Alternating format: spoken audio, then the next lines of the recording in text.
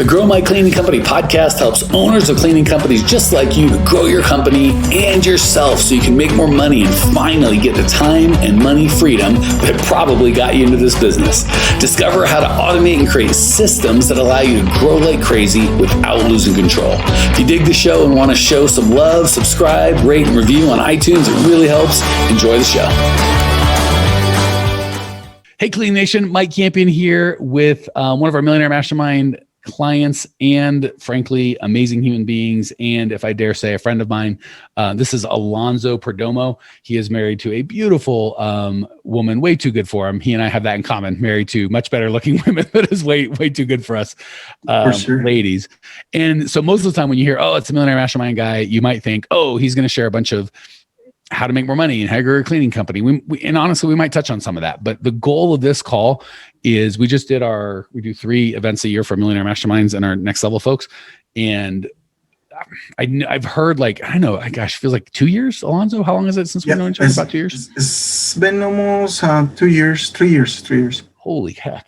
I always feel like it's been 10 seconds and it's been longer. So yeah, I've known Alonzo and his wife for apparently coming on 3 years now, and have heard just different snippets of their story and just where they came from and all. I love to kind of get to know my Millionaire Mastermind folks. And this is the first time, I don't know what it was. I think it was in the group setting, or I don't remember where it was, but I really got like Alonzo's whole story. And as a podcaster, once a year, twice a year, I'll just hear somebody's story. I'm like, I just want to share that with the group. So again, Alonzo's a Millionaire Mastermind member. He's got a very successful cleaning business. He and his wife are out of cleaning. They're growing. They're bright people. And as it makes sense, we'll talk about that. But honestly, I just wanted to share a story of more who to be. And I've told Alonzo this, so I don't think it's private. 2 years ago, apparently, when they came into the group, they were kind of like on the edge of just if it would make sense, just where they're at with their business and such. They could have gone either way with, hey, maybe you're more of a next level, or I don't even know if we had next level at that point, or maybe you're just not a good fit for the Millionaire Mastermind just yet, or you could be there right on the edge. And the thing that made me go, I think they're going to be a good fit, was just their coachability and their sincerity. Like, there are smarter guys in the Millionaire Mastermind group. There's better looking guys. There's, whatever, older guys. There's a lot of different guys. Then I'm talking of me and Alonzo. I'm not just saying Alonzo. I don't think there's anyone more sincere and more coachable than Alonzo. It's funny. I found out recently, like, oh yeah, you boxed at a fairly high level. And it's like, I should have known you were a high level athlete, because athletes are like, okay, they don't have a lot of thoughts. When you give them, okay, turn your hips like this, do that. Okay. I have a coach. I'm gonna listen to the coach. So anyway, Alonzo's awesome, and he contributes to the group. And I almost feel like I'm being greedy, not sharing with Clean Nation. So the goal of this is just for you to really me to ask Alonzo a story. And I promise you at the end of this, not only will you I think you'll get some value in terms of how to be a better business owner and how to grow in that regard, but just as a better person. So we're going to work on kind of us first. And I promise you get you right, the business will be fine. So Alonzo's got a ridiculous story. Born in Mexico, correct? Yep. Brothers, sisters, you're the oldest, youngest? I'm the middle one. I have 2 older sisters and then 2 younger brother and a sister. And the start of the story, we're sitting in a fairly nice hotel, beautiful ballroom, and we're all there and everything's great. And Alonzo's like, yeah, when I grew up, I didn't have electricity, I didn't have a floor, like a little different than the hotel that you were sharing the story in, I guess is the. Yeah. It's very, very different in the level where I am right now than where I grow up with, a small house with no electricity, no powers, no hard floors, dirt in the floor. So it was kind of sad back then, but to where I am, I'm the wealthiest man in the world, even though I'm not there yet, but I'm pushing forward. And really, it's amazing the way that you can change your mindset. Like Mike said, like you have to work first in yourself and able to be where you want to be, right? So I grew up really poor, and I grew up with the wrong people. So like hanging out, let's just start with hanging out with the wrong people. It's always take you the wrong way, right? Instead of hanging out with the right people to learn from the people.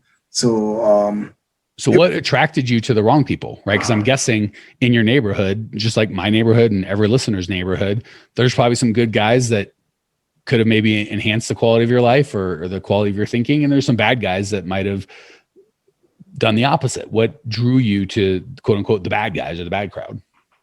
Well, I think we always know, like it's so easy to develop a bad habit than a good habit. So it was easy to go hang out with the fun, cool kids, hanging out on the streets, cause a little bit of trouble here and there when you're like 9 years old and you don't have the right foundation with your parents. What I mean by that, my father never was there with us, so I do whatever I want, basically because my mother was. She was there, but it was no there. Like I don't know how to explain it, but she was too busy trying to catch up with other things in the house with the other kids, and so I was the middle kid. I think it was more like I do hang out more with the other kids because she was busy doing things, church or whatever, and I was in the streets all the time.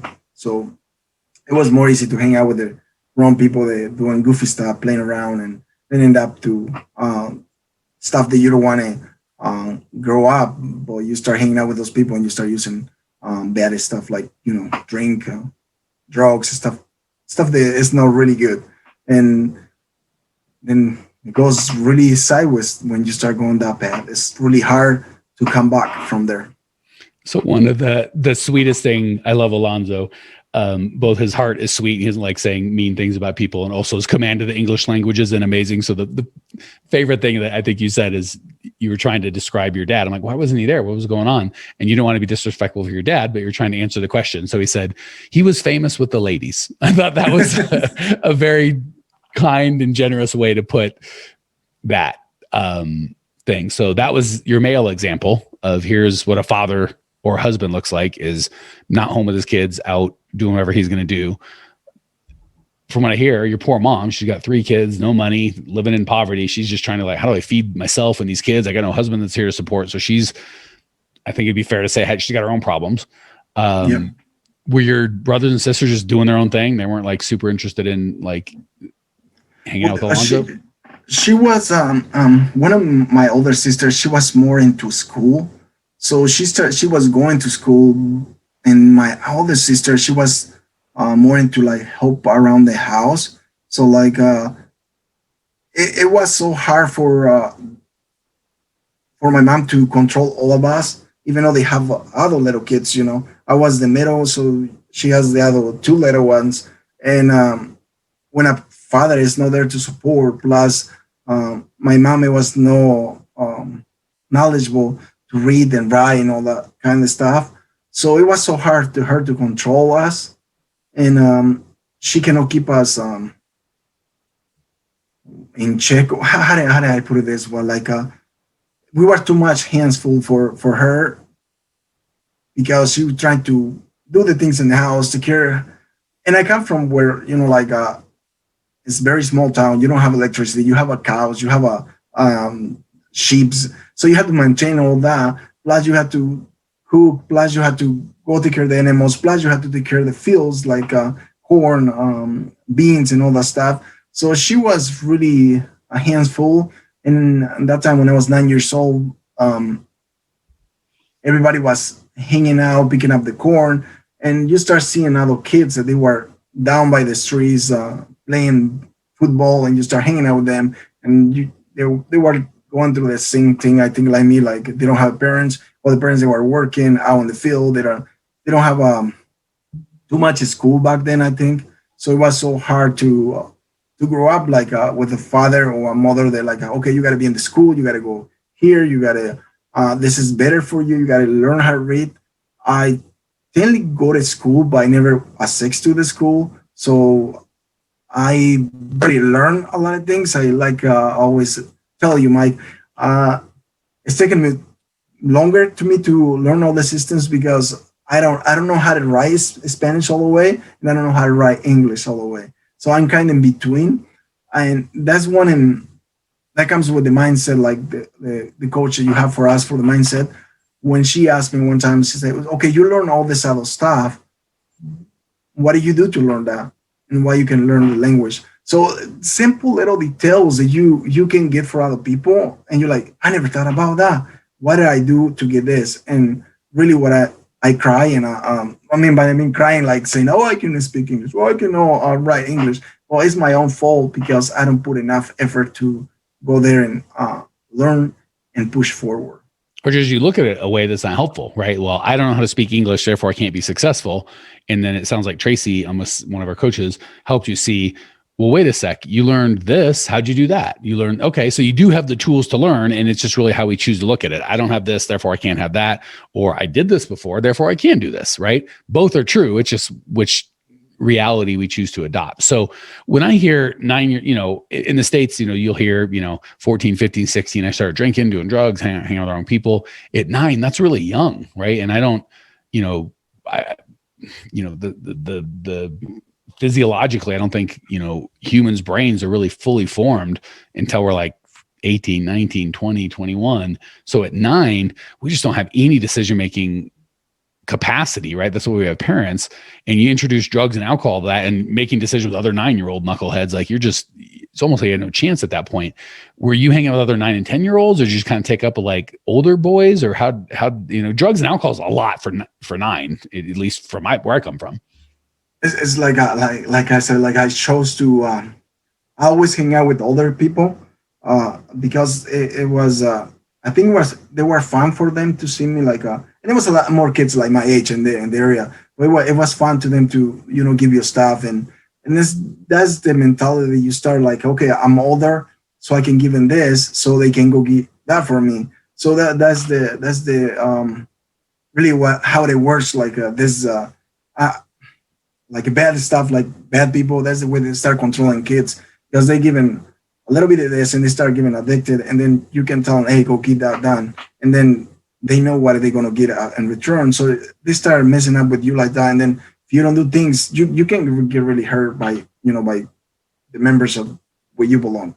So it sounds like the older kids were probably, before we judge them too harshly, they were probably taking advantage of his children, and they lived to be 15, 16.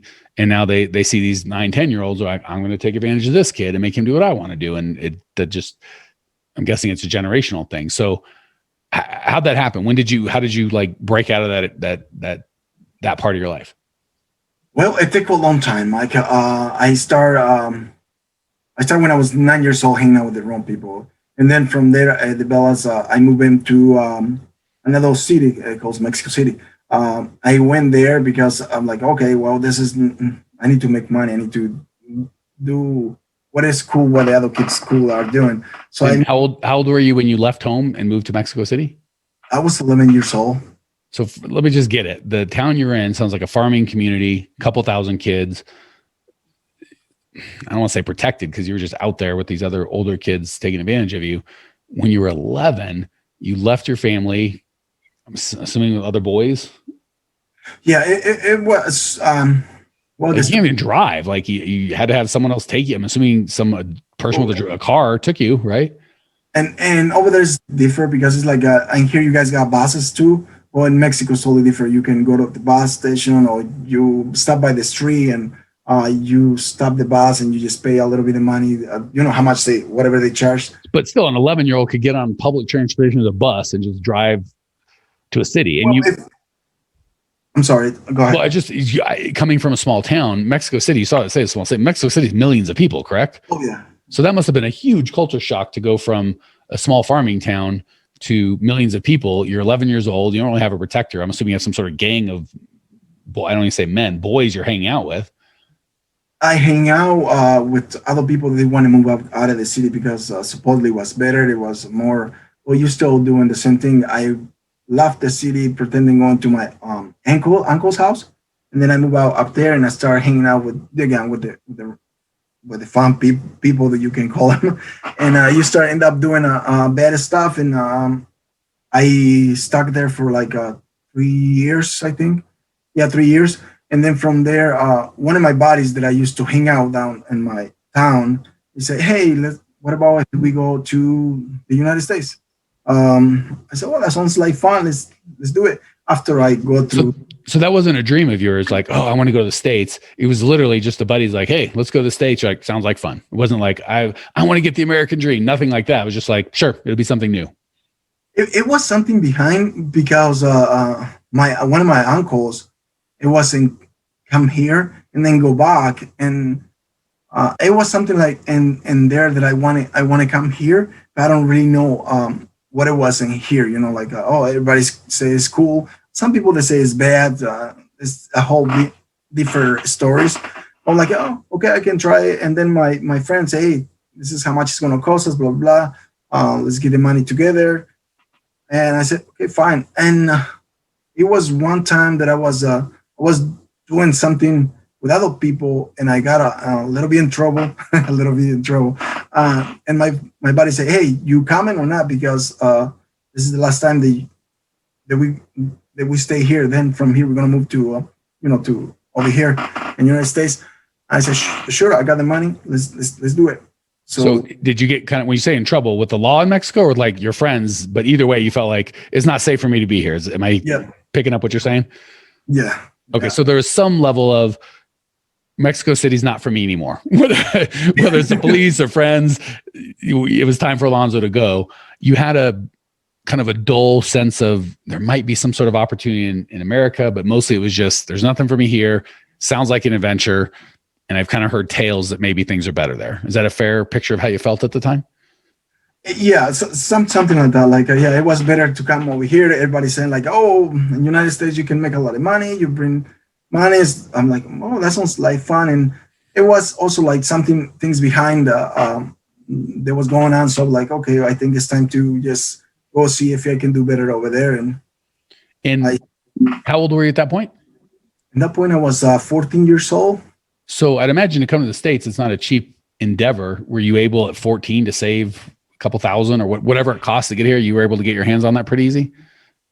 Not pretty easy because I was working and, I was doing some kind of stuff. So I had a money in my pocket, but it was because I was doing kind of funny stuff. But still at 14, even fooling around with drugs or whatever not good stuff you're doing at 14, that's still a lot, right? It's still a big responsibility. And I'm assuming you kind of bet your net worth. It's not like you had a lot of money and this was a small portion. I'm guessing this was most, if not all of what you worked your whole life, your young life to accumulate. Yeah. Well, here's the thing that I have some and then I borrow some from my friends. So as soon as you couldn't even afford it, whatever it cost to get here, you didn't have that. You had to borrow some. No. I have some away, but then my friends say, "Hey, you want to go? I lend you the money, and then we'll figure it out when we go over there on the other side." So that's still having at that level people that trusted you enough to lend you, because I'm sure he didn't have a ton of money, so him lending you a large portion of money, you basically putting everything you had into it, and committing to pay this guy back. This is a big roll of dice. Yeah, it all depends how you. I mean, I'm always pretty loyal to people. I'm always like, if you really commit to help me, or I know that you care about me, I will take care of you. And that's the mentality that I grew up with my friends, like hanging out, like, okay, you got to do this, you got to do that. And when you start hanging out with those people, they make you bring that thing to that way because they seen you to do stuff, right? This is where my cool people, that I'm saying. They seen you to do stuff, and if you are not giving the results that you have to give, you get in trouble. So you gotta be in that mentality, like doesn't matter what, I'm gonna get this done because I'm gonna get in trouble. So let me tell you what I'm hearing, and this is really interesting. So, we don't have to get into deep details, but it sounds like Alonzo's involved in illegal activities. Doesn't sound like something he's proud of or, like pointing to or saying we should do this. He's just telling a story. And he's an adult. And just so you guys know, he's an adult. He's married to a beautiful wife. He's got kids. He's an amazing human being. Alonzo now is someone you would want to have as your neighbor and community member. And, and by the way, I was a knucklehead when I was a kid. Not to the degree that you're talking about, but we've all done some stupid stuff. But what I'm hearing is even in that world, which we might look at and judge and be like, oh, well, it was, drugs or whatever. There was still resourcefulness, and the things it took to be, and I'm doing air quotes here, successful in that world are similar to what it takes to be successful in business, right? Like we hire people to do stuff and we know people, I don't know, I'm confused, I can't figure it out, and drives us nuts, and they never ascend. But when we hire people, when we go, I can trust Alonzo. I ask him to do something and it gets hard or something goes sideways, and I know Alonzo's going to sort it out. Alonzo tends to get more and more responsibility and authority. Have you found that the things that, I hate to say successful because it's a weird kind of success in that world, but still in that world, the things that made you successful served you, did they translate well to the real world, so to speak? Or am I totally making a connection that doesn't exist? What do you mean? I don't. I'm hearing you say I was trustworthy. When I said I'd do something, I did it. When you need to get resourceful to make it happen, even if it's in an illegal world, not with the greatest people, I was a man. They could say, Alonzo, go here, do this, and by God, it would get done. And that served you well. You were able to, people lent you thousands of dollars, gave you some sort of trust. Like, it was successful for you in that world. Yeah. Even though obviously the world that you're in now, legal, business owning, family member like that, it still seems like that. I'll figure it out. I'll get stuff done. Don't worry. Like Alonzo, when I give him coaching, there's some people like, I don't know, I'm scared. Help me out. Give me 74 details. I've got a million questions. Everything other than got it, boss, I'll do it. Alonzo never says that. Anytime I give him coaching, he's like, got it, I'm on it, I'll do it. Like, just move, and by I'll be danged if he doesn't come back and go, done it, what's next? Like, just, that's how he is. And I'm seeing that put you in any universe, legal, illegal, business, this, that, other. It's just, those traits work. That's what I'm seeing. Is that how it felt from your perspective, or am I missing it?